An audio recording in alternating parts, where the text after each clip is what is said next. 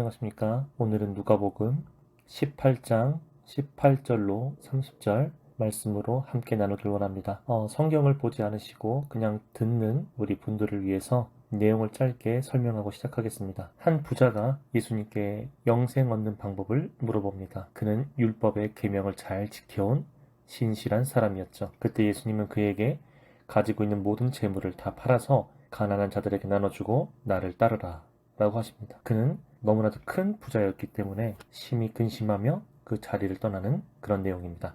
자, 18절을 보면 어떤 관리라고 나옵니다. 한국어로는 관리지만 정확히 어떤 위치에 있는 사람인지 궁금해서 헬라어 원어의 뜻을 찾아보았습니다. 헬라어로는 이 관리가 아르콘이라고 하며 계급이나 권세에 있어서 첫째를 의미하며 주 또는 왕 혹은 통치자를 의미합니다. 곧 이 사람은 당대 시대의 지도자 혹은 현재 국회의원 같은 그런 높은 자로 보여집니다. 이를 바리새인들 가운데 한 지도자 혹은 회당장 또는 유대인의 장로로 보는 견해도 있습니다. 이런 사람이 예수님에게 선한 선생님이여 내가 무엇을 하여야 영생을 얻으리이까? 라고 묻습니다. 높은 위치에 있었지만 예수님에 관하여 관심이 많았던 걸로 보이며 예수님을 선지자 혹은 메시아로까지 생각하고 있었다는 것을 보여주는 장면입니다. 예수님을 선하다고 말한 것은 그동안 예수님께서 백성들에게 행하신 기적들을 죄인으로서는 도저히 이룰 수 없는 기적이었기 때문으로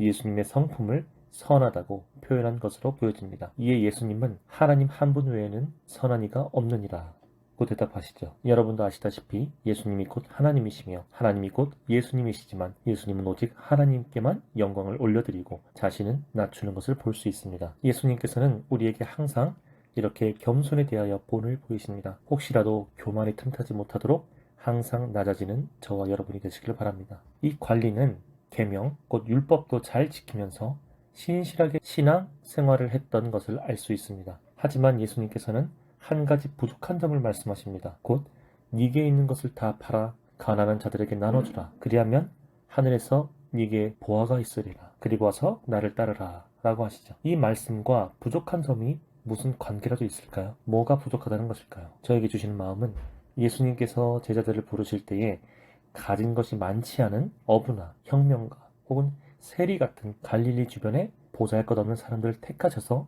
제자로 삼으셨습니다. 하지만 이 관리는 그 위치도 높지만 가진 것이 너무나도 많았습니다. 물질이 곧 이 관리의 우상이 된 것이죠. 예수님이 따르라고 하셨지만 이 재물이 걸림돌이 되어버렸습니다. 분명 영생을 얻는 방법을 예수님께 구하였으나 그 방법을 알려주시는데도 불구하고 결국은 물질을 포기 못하고 돌아가는 것을 볼 수 있죠. 감리교 창시자인 요한 웨슬리가 한 말이 있습니다. 한 영혼이 거듭날 때 주머니도 거듭나야 한다. 이것은 참으로 맞는 말입니다. 거듭난 자, 곧 예수님을 따르는 자들은 그들의 주머니 사정 또한 예수님의 뜻대로 사용해야 마땅하죠. 이어 예수님은 낙타가 바늘기로 들어가는 것이 부자가 하나님의 나라에 들어가는 것보다 쉬우니라. 이 말씀을 들은 제자들이 놀라자 사람으로선 할 수 없지만 하나님은 하신다 라며 답을 알려주시죠. 마지막으로 예수님은 전심을 다하여 우리에게 말씀하십니다. 30절에 내가 진실로 너희에게 이르노니 하나님의 나라를 위하여 집이나 아내나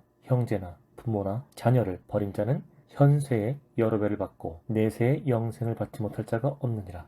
바울은 고린도전서 15장 31절에 말합니다. 형제들아 내가 그리스도 예수 우리 주 안에서 가진 바 너희에게 대한 나의 자랑을 두고 단언하노니 나는 날마다 죽노라.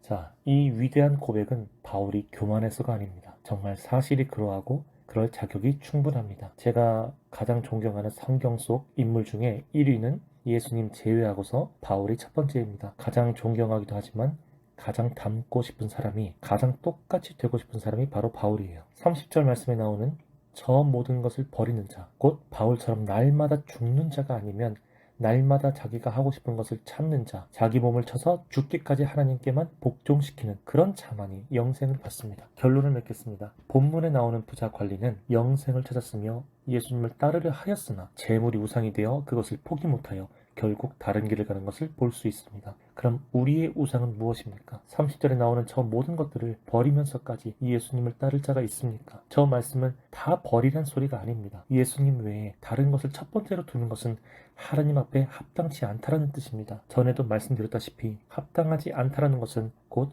영생을 얻기에 합당하지 않다라는 뜻이 됩니다. 예수님보다 우선시 되는 것을 과감히 버리고 오직 예수님만 쫓는 그런 저와 여러분이 되기를 예수님의 이름으로 간절히 기도합니다.